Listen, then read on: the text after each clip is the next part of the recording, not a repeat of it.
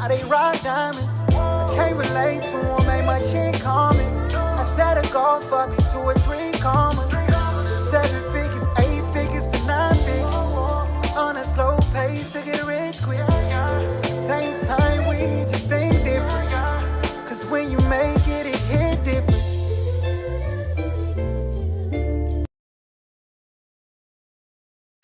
What it do, y'all? It's your partner Dale back in the saddle again for another edition of the County Move Podcast, really on a Sunday, guys. And I wanted to come real quickly on this because I was on TikTok and I thought it would be wise for me to go ahead and come live and really dive into this a little bit deeper on what's going on with TikTok, guys. And give me 1 second as I kind of get this done on the fly.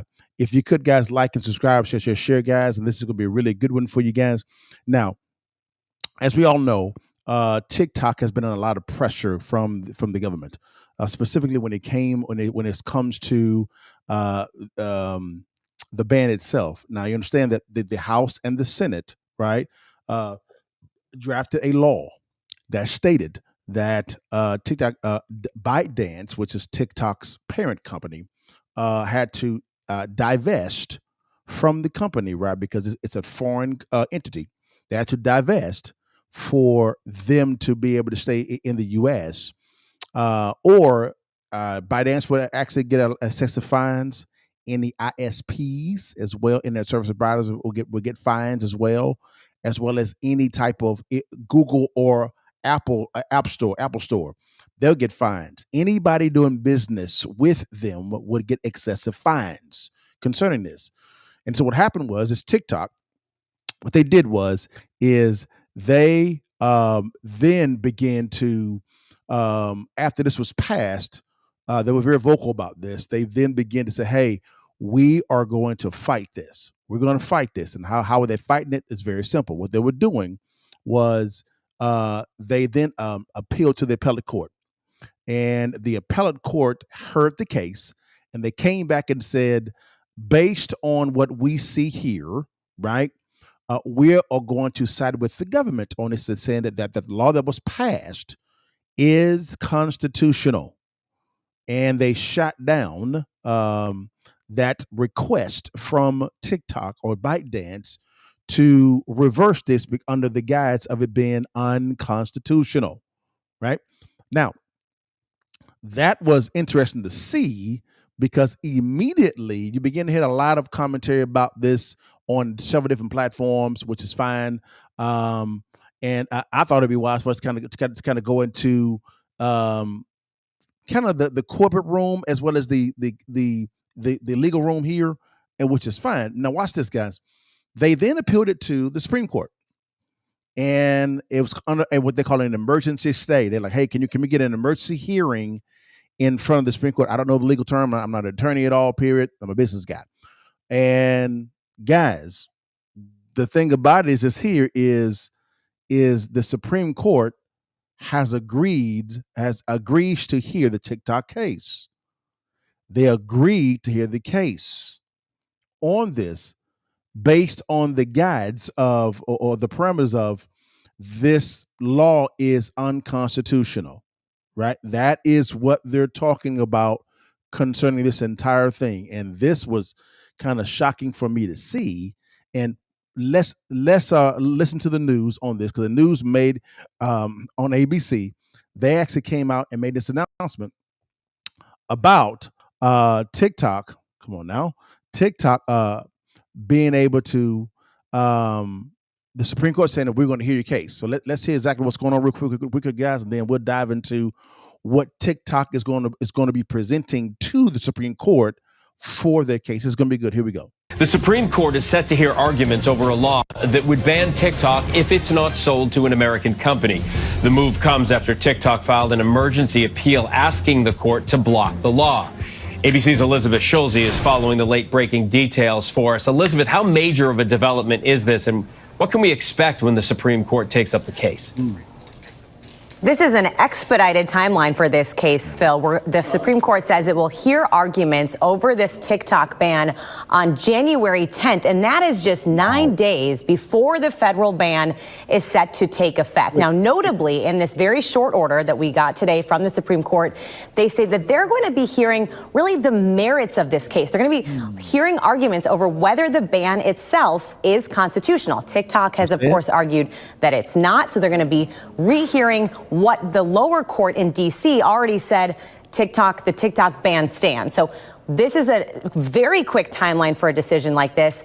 We don't know, Phil, at this point, if the Supreme Court would come out with any sort of decision before the ban is set to take effect within just 9 days of that. So as of now, high stakes hearing, no doubt about it, on a Friday, which is also rare for the Supreme Court on January 10th. Wow. Right. Something you'll be watching for us as well. Elizabeth, before you go, I just want to talk about the Fed quickly, where we could see another round of interest rate cuts today. So that's what's going on there, guys, is the Supreme Court in an expedited standpoint. They came out and said, hey, we need to hear this case. So, and this was on a Friday. Which is not common for what they're saying by the Supreme Court to come out and really come out and say, hey, we need to hear this case like right now.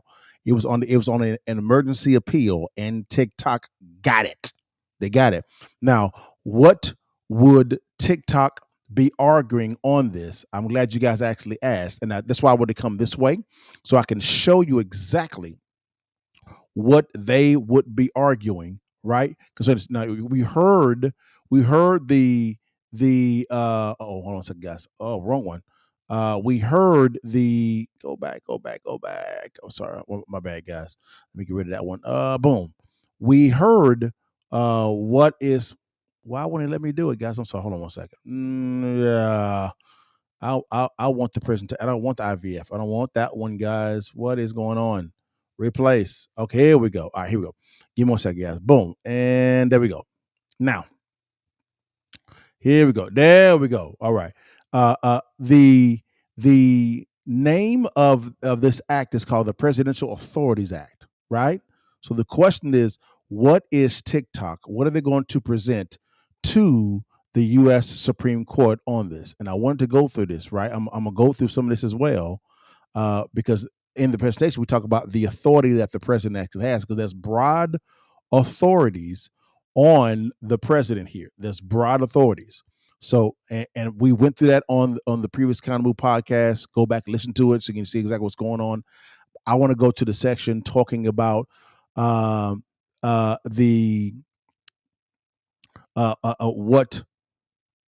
TikTok, the limits on the executive actions, right?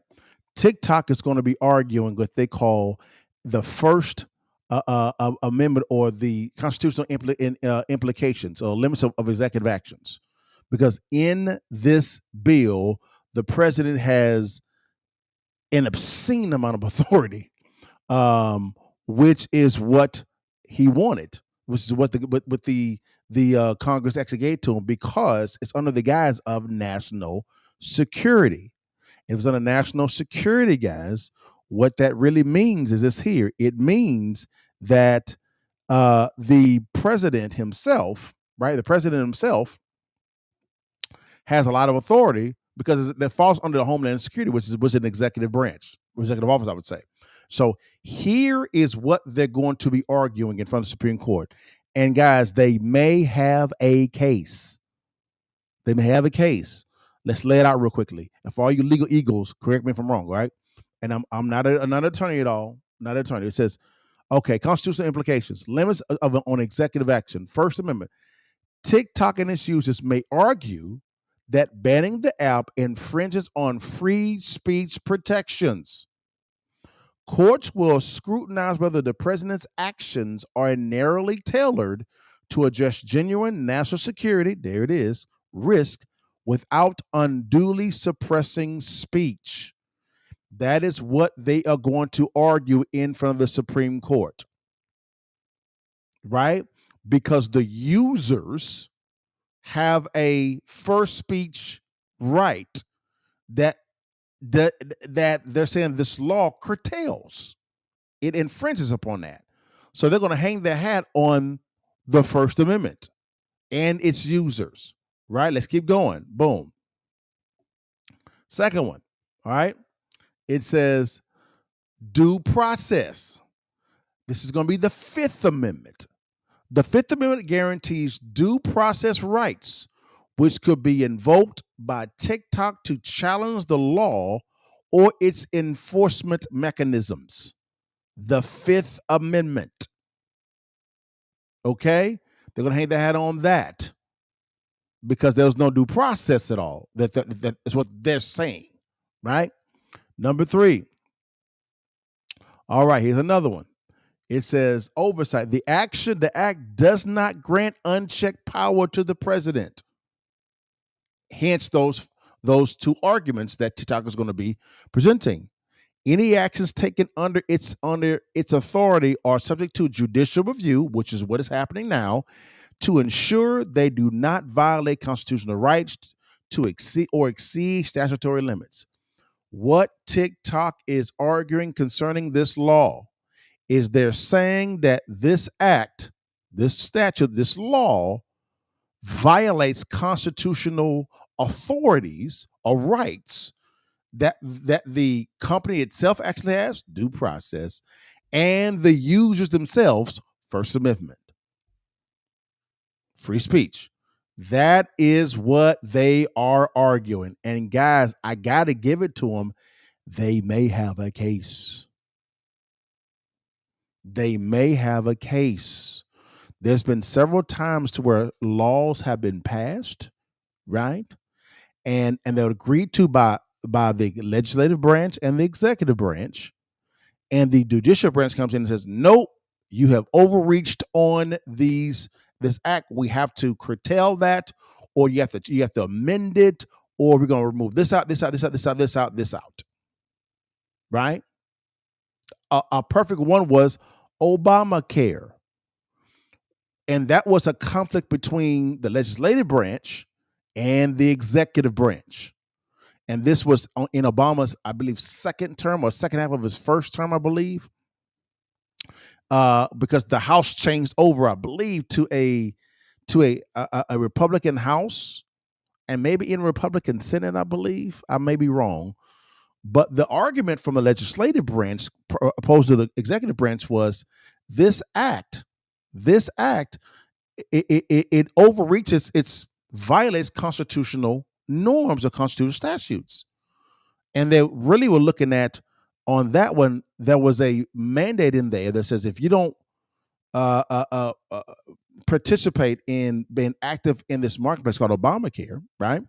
Or the Affordable Care Act, which was what it's really called, you are getting taxed. You would get taxed. They were saying that tax itself is unconstitutional. So they were hanging their hat on that tax. That's one of the things they were talking about. But on that act, you see how this thing works?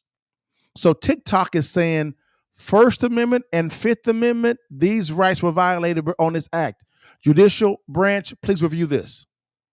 The appellate court said, nope, trash. No. The Supreme Court said, you know what, we'll take it.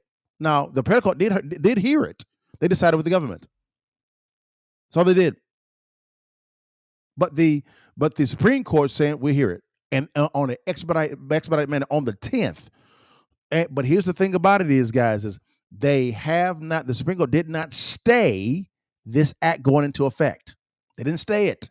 Stay meaning that, hey, we're going to pause this until we come to a consensus decision on this. No, the Supreme Court says the clock still ticks because they're hearing it before the 19th. So that may change.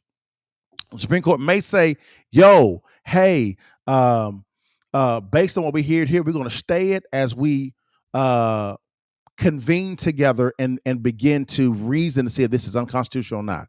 So a stay may happen. Now you may say, Dale, how does this impact what's going on next? I'm glad you actually asked. Now let's go back here. Boom. All right, guys, let's go back here. You may say, Dale, why do you have Donald Trump on the screen here on the overlay? Well, there's a reason why I have that there, right? And I'm going to put this up here as well also. Boom. So what's Trump's next move? What's his next move? because you see a lot of, like, you see Apple's down there, Google's going to Mar-a-Lago, all Meta, which is Instagram and Facebook, of course.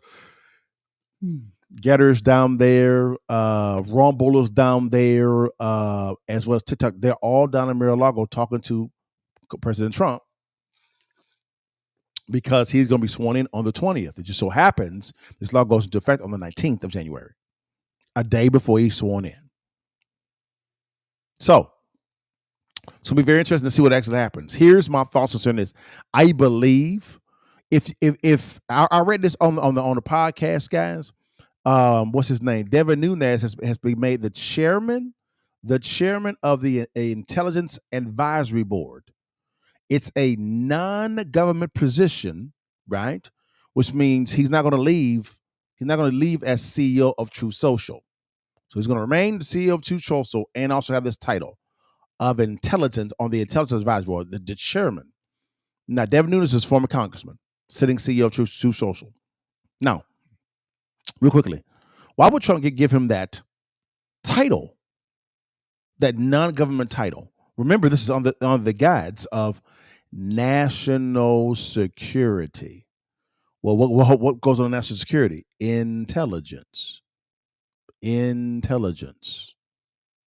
right? Intelligence. So, if that's the case, guys, here's my thought. Here's my thoughts real quickly. Could Trump be making a play via Truth Social to buy TikTok? Because Steve Mnuchin, his former Treasury Secretary, has said that he would love to buy TikTok. Kevin O'Leary is another one. Donald Trump is actively involved in the social media space with Truth Social. Could President Trump, which I think would be a boss move, be making a play to acquire TikTok?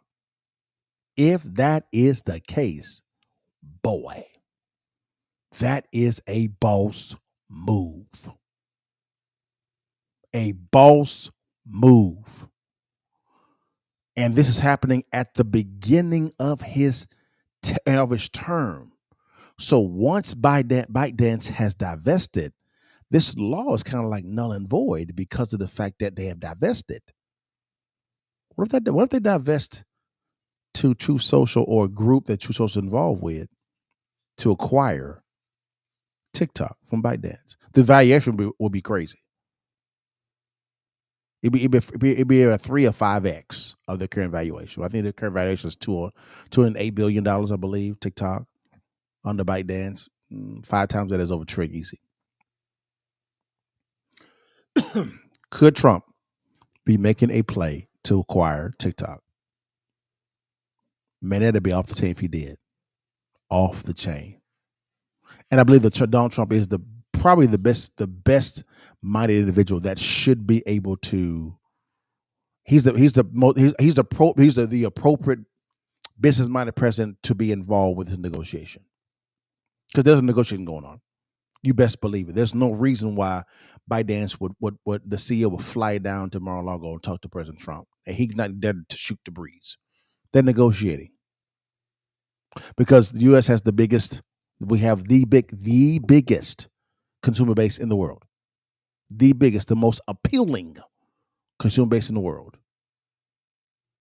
You better believe the CEO of ByteDance is saying, "Yo, let's sit down and talk and chop it for a little bit." Yes, he is. It's something, guys. I just want to come on real fast, guys, and walk through that real quickly. It's very interesting to see this going on. I kind of did the same thing when Musk acquired Twitter. That was a phenomenal thing. Now it's happening with ByteDance. Man, if Donald Trump buys a TikTok, it's over. It's over.